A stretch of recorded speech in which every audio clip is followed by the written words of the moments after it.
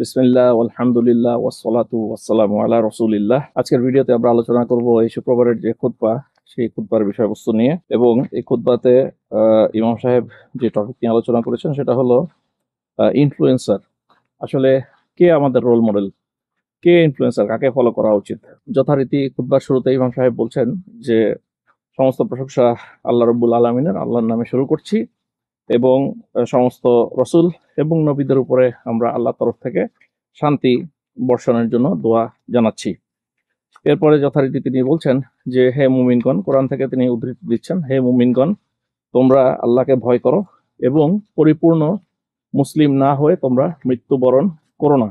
তারপর তিনি বলছেন যে হে আল্লাহর বান্দারা, মানে মসজিদে যারা ছিলেন তাদের উদ্দেশ্য করে উনি বলছেন যে হে আল্লাহর বান্দারা, মানব চরিত্রের একটা অংশ হচ্ছে যে সে কাউকে না কাউকে ফলো করবে, তার কোনো না কোনো লোককে ভালো লাগবে এবং সে ওই লোকের অনুকরণ করার চেষ্টা করবে, এটা তার চরিত্রের একটা অংশ। এবং এই জন্য আল্লাহ রাব্বুল আলামিন মুমিনদেরকে বলে দিয়েছেন যে কাদেরকে কাকে ফলো করতে হবে, এবং সেটা হচ্ছে রাসূলুল্লাহ সাল্লাল্লাহু আলাইহি ওয়াসাল্লাম। এবং তারপরে তিনি আরেকটা উদ্ধৃতি দিলেন কোরআন থেকে, যেখানে আল্লাহ রাসূল সাল্লাল্লাহু আলাইহি ওয়াসাল্লামকে উদ্দেশ্য করে বলছেন, ও প্রফেট, অর্থাৎ রাসূলুল্লাহ সাল্লাল্লাহু আলাইহি ওয়াসাল্লাম, নিশ্চয়ই আপনি হচ্ছেন একজন মডেল যাকে সবার ফলো করা উচিত।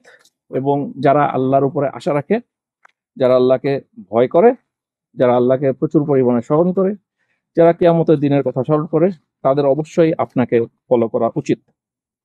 এখন প্রশ্ন হলো যে রাসূল সাল্লাল্লাহু আলাইহি ওয়াসাল্লামকে কিভাবে আমরা ফলো করব। আল্লাহ রাব্বুল আলামিন এই জন্য অনেক মানুষকে, নরনারীকে ওনার আশেপাশে দিয়ে দিচ্ছেন, এবং যাদের জীবনের প্রচুর পরিমাণে রেকর্ড আমাদের কাছে আছে, অর্থাৎ তাদেরকে দেখলে পরে আমরা জানি যে তারা অত্যন্ত সফল মানুষ ছিলেন। তাদেরকে দেখলে, তাদেরকে ফলো করলে রাসূল সাল্লাল্লাহু আলাইহি ওয়াসাল্লামকে ফলো করা হবে। তো আমাদের সময়, আজকালকার দিনে, এখন আমাদের কি করতে হবে, এই সমস্ত যারা সাহাবী, যারা কম্প্যানিয়ন, তাদের বিষয়ে আরো বেশি বেশি পড়তে হবে, জানতে হবে। কেন জানতে হবে? কারণ হলো আমাদের এখন আশেপাশে কি বিভিন্ন রকমের influencer, Facebook, TikTok, YouTube, Instagram, ইনফ্লুয়েন্সারের অভাব নাই। এবং তারা কেউ আপনাকে কোর্স বিক্রি করছে, কেউ আপনাকে লাইফস্টাইলের ব্যাপারে বলছে, কেউ প্রোডাক্টিভিটির ব্যাপারে বলছে। তো প্রচুর পরিমাণে ইনফ্লুয়েন্সার, তাই না? তো এখন এই জন্য এই সময় আমাদেরকে আসলে কি করতে হবে, এমন ইনফ্লুয়েন্সারকে ধরতে হবে, এমন ইনফ্লুয়েন্সারকে সিলেক্ট করতে হবে যে কিনা আমাদের জন্য, আমাদের ভালো চায়, এবং যে কিনা সবসময় আমাদের জন্য, আমাদের উপকারের জন্য, আমাদের নাজাতের জন্য, আমাদের রহমতের জন্য কথা বলে। রাসূল সাল্লাল্লাহু আলাইহি ওয়াসাল্লাম একটা হাদিসে বলেছিলেন যে ওনার মৃত্যুর পরে কি হবে, যে তোমরা যারা বেঁচে থাকবা আমার মৃত্যুর পরে, তারা দেখবা যে মুসলিম উম্মার মধ্যে অনেক ভাগাভাগি হয়ে গেছে, এবং এই ভাগাভাগি হয়ে যাওয়ার কারণে অনেক রকমের সমস্যা সৃষ্টি হবে। সুতরাং তোমরা কি করো, তোমরা আমার সুন্নাহ আঁকড়ে ধরে থাকো, এবং আমার পরে যারা খুলাফায়ে রাশিদুন, যারা রাইটলি গাইডেড খলিফা, যারা, তাদেরকে তোমরা ফলো করো, তাহলে তোমরা সফল হবা। এবং তোমরা দাঁত দিয়ে কামড়ে আঁকড়ে ধরে থাকো, অর্থাৎ সেই সুন্নাহ এবং যে খোলাফায়ে রাশিদিন, তাদের যে জীবন, সেখান থেকে যা যা দেখবা, যা যা শিখবা, সেটাকে কামড়ে আঁকড়ে ধরে থাকবা, সেটাকে কোনোভাবেই ছাড় দিবা না, তাহলেই তোমরা সফল হতে পারবা। এখন আমাদেরকে এই হাদিসটা প্রতিনিয়ত ভাবতে হবে এবং এটা নিয়ে আমাদেরকে চিন্তা করে বাঁচতে হবে। আমরা দেখি যে আল্লাহ রসুল এবং আল্লাহ রব্বুল আলমিন কি হুকুম আমাদেরকে দিয়েছেন আর আমরা কি করছি সেটা আমরা দেখতে পাচ্ছি। এখানে দুইটা প্রশ্ন আমরা নিজেদেরকে করতে পারি। এক হচ্ছে আমরা কিভাবে নিজেদের জীবন কাটাই, আর দুই হলো কেন আমরা এভাবে জীবনটা কাটাই, বা আমাদের আসলে কিভাবে জীবনটা কাটানো উচিত। সো প্রথম প্রশ্ন, হাউ ডু উই লিভ, আমরা কিভাবে আসলে বেঁচে থাকি। আমরা দেখতে পাচ্ছি যে আমরা আসলে প্রচুর পরিমাণে ম্যাটেরিয়ালিস্টিক জীবন নিয়ে ব্যস্ত। কিভাবে আরো টাকা কামাই করতে হবে, কিভাবে আরো ফলোয়ার বাড়াতে হবে, কিভাবে আরো কি বলে ক্ষমতা দেখাতে হবে মানুষের সাথে। হ্যাঁ, দরকার হলে সুবিচার বন্ধ করে অন্যায় বিচার করতে হবে টিকে থাকার জন্য, ক্ষমতায় থাকার জন্য, গদিতে থাকার জন্য, সচিব হওয়ার জন্য, আমলা হওয়ার জন্য। শেষ নাই, চলছে তো চলছে তো চলছে। তাহলে আমরা কি, আমরা এই যে খলিফাদের থেকে আসলে কিছুই শিখলাম না। হ্যাঁ, এই হলো বিষয় যে আমরা কিভাবে আমাদের জীবন কাটাচ্ছি আর আমরা কি যে কাজটা করছি সেটা সাহাবীদের জীবনের সাথে কতটুকু সামঞ্জস্যপূর্ণ সেটা চিন্তা করার বিষয় আছে। দ্বিতীয় চিন্তার বিষয়টা হচ্ছে যে কেন আমরা বাঁচি, আমাদেরকে আসলে কোন মোটিভেশনটা জীবনে চলতে সাহায্য করে। আমরা কি আল্লাহর সন্তুষ্টি পাওয়ার জন্য বেঁচে থাকি, আমাদের জীবনটাকে কি আমরা আল্লাহর সন্তুষ্টি পাওয়ার জন্য ইউজ করছি, নাকি আমরা নিজেদের সন্তুষ্টির জন্য ব্যবহার করছি। তো এই চিন্তাটা করলে আপনি দেখবেন যে আমরা যদি আমাদের সময় দিয়ে বলি, আমরা যদি আমাদের শ্রম দিয়ে বলি, টাকা পয়সা দিয়ে বলি, প্রত্যেকটা জিনিসকে আমরা কি করছি, আমরা নিজেদের সুবিধার জন্য ব্যবহার করছি। এবং এই যে ক্যাপাসিটি গুলা, ফিজিক্যাল এবং ফাইন্যান্সিয়াল ক্যাপাসিটি, সেই ক্যাপাসিটি গুলা আমরা নিজেদের সুবিধার জন্য, নিজেদের উপকারের জন্য কাজে লাগাচ্ছি। অর্থাৎ ইসলামের যে আহ, প্রচার সেটার জন্য আমরা কিন্তু সময় দিচ্ছি না। তখন ইমাম সাহেব বললেন যে, প্রিয় মুমিন ভাই, তুমি যদি আসলেই জীবনে উন্নতি করতে চাও এবং জীবনে ভালো চাও, হ্যাঁ, তোমার মৃত্যু আসার আগে, মৃত্যু হঠাৎ করে একদিন আসবে এবং তখন তোমার সব শেষ, সব রাস্তা বন্ধ হয়ে যাবে। তো সেইটা আসার আগে তুমি যদি নিজের জন্য ভালো চাও, তাহলে আমি তোমাকে একটা উপদেশ দিই, শোনো। সেই উপদেশটা কি? যে এই সমস্ত সাহাবীদের জীবন নিয়ে পড়াশোনা করো। ওনারা ওনাদের রাত কিভাবে কাটাতেন, ওনাদের দিন কিভাবে কাটাতেন, সেটা নিয়ে পড়াশোনা করো এবং নিজের জীবনটাকে ওনাদের সাথে ম্যাচ করার চেষ্টা করো।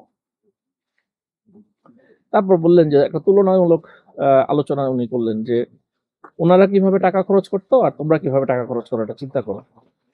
যেমন আবু বকর রাদিয়াল্লাহু আনহু একবার যখন যুদ্ধের জন্য প্রিপারেশনে টাকার দরকার হলো, উনি ওনার সমস্ত সম্পত্তি দিয়ে দিলেন, সব।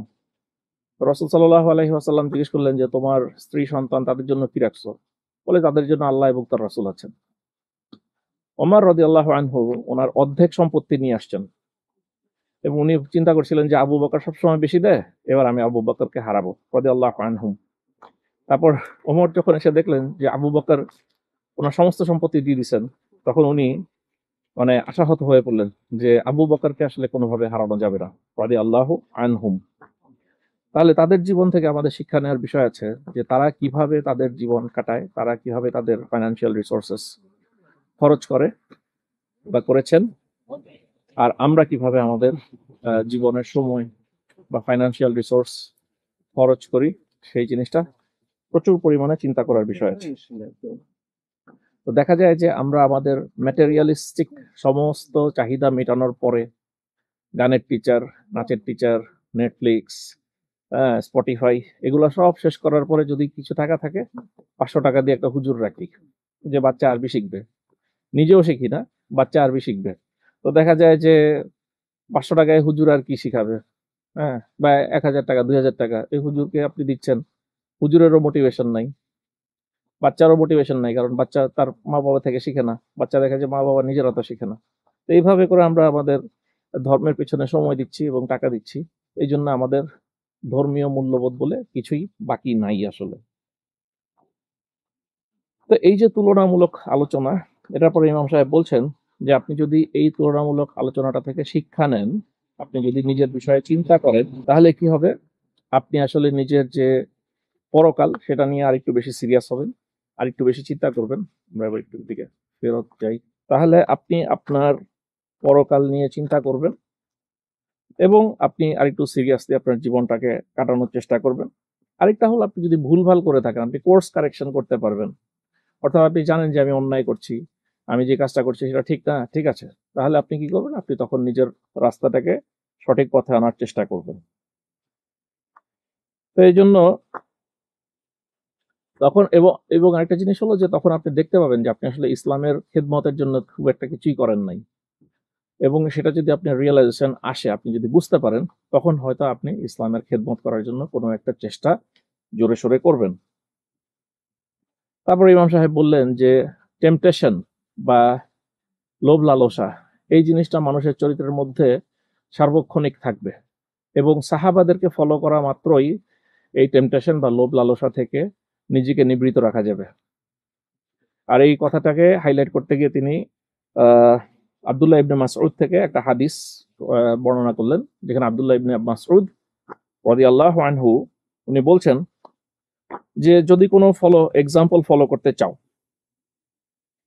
তাহলে এমন একজনকে চুজ করো, এমন একজনের এক্সাম্পল ফলো করো যিনি অলরেডি মারা গেছেন, যিনি জীবিত নাই। কারণ জীবিত লোককে সারাক্ষণ টেম্পটেশন ধরে রাখবে, লোভ লালসা বিভিন্ন জিনিসের প্রতি তার থাকবে। সুতরাং সেই লোককে ফলো করার থেকে যারা মৃত্যুবরণ করেছে তাদেরকে ফলো করো।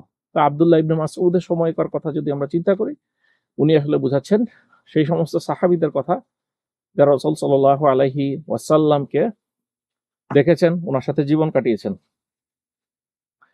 এবং ওনাদের জীবনের মধ্যেই আছে সর্বোত্তম জীবন কাটানোর যে ব্যবস্থা।